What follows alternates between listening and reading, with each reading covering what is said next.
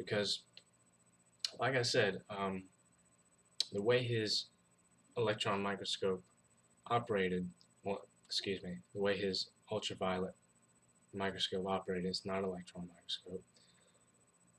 The way it operated was by hitting a certain resonance with the molecule, and when it hit, this ultraviolet light hit the molecule, it caused the molecule to vibrate and give off another uh, frequency. Okay, so identifying the virus that leads to cancer, you don't have to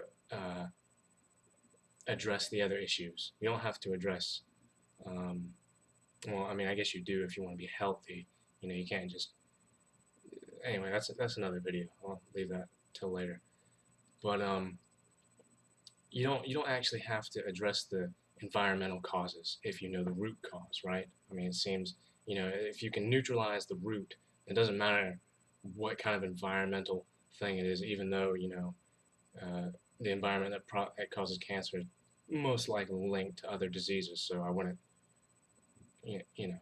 But anyway, so if you can identify the root cause and if you can neutralize it at its source, if you can pull the weed up by its roots, then, you know, you don't have to spend time with the other stuff. So there's a property of physics, and not just physics, but everything, called resonance. What resonance is like we said before, everything exists as a molecule and a wave, a vibration and a solid, a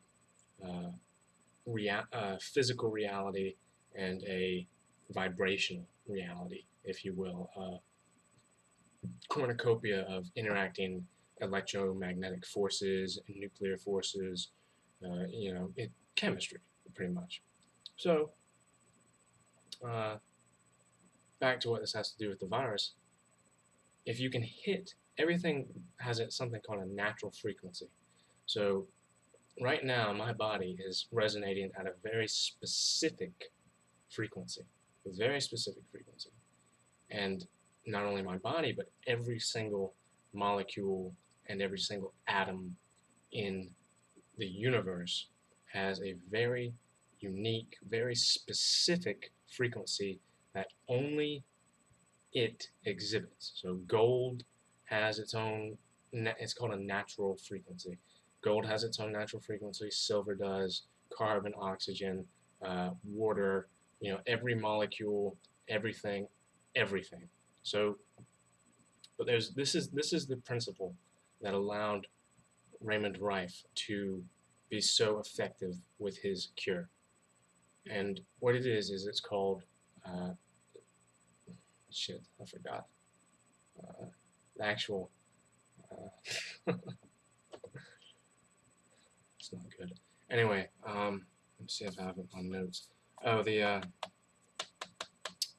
it's called an MOR. It stands for mortality of resonance, something like that. Pretty much, forget the name. You can look it up on some kind of resonance article, you know. Pretty much, since everything has its own natural frequency, if you play that, if you mirror that frequency back onto it, it'll shake it until it just breaks apart. So, I know I can't remember the name, but if you look up something called the Tacoma Falls Bridge, or Tacoma Narrows, excuse me, it's a bridge in California that it's real easy to see this principle of action. Just go on YouTube, check it out. I'll probably post a link on the bottom of the screen just so make it more convenient for you. But anyway, you look at this bridge, and the wind was vibrating at a frequency that matched the bridge's natural frequency. So the bridge does this and this and this and then breaks apart. So it's, you know, it's very violent, very very well demonstrated example of structural resonance. That's what it's called, structural resonance.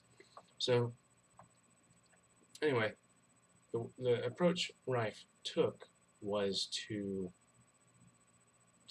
play the natural frequency of this virus back onto it, and it worked. It just totally destroyed the virus.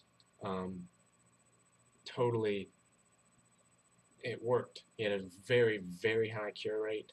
Um, it was incredible, it really was. And we're gonna get into this with the next series of videos.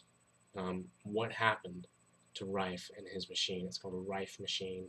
Until then, you'll probably want to do your own research just to, verify what I'm telling you, because it's very, you're thinking, if this guy had such a good cure, where is it? Why isn't it? Why can't I go to the doctor and lay down under a machine and just have radio waves hit me, and then my cancer's gone? Well, you can get all into this, and we will, but not in this video. So, in the meantime, look it up. So you don't, look it up for yourself. Make your own opinions. Make your own conclusions.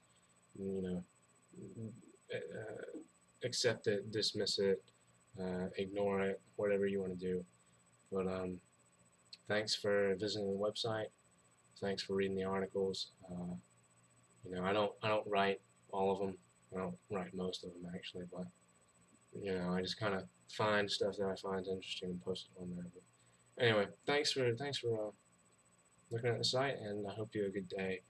And just God bless you.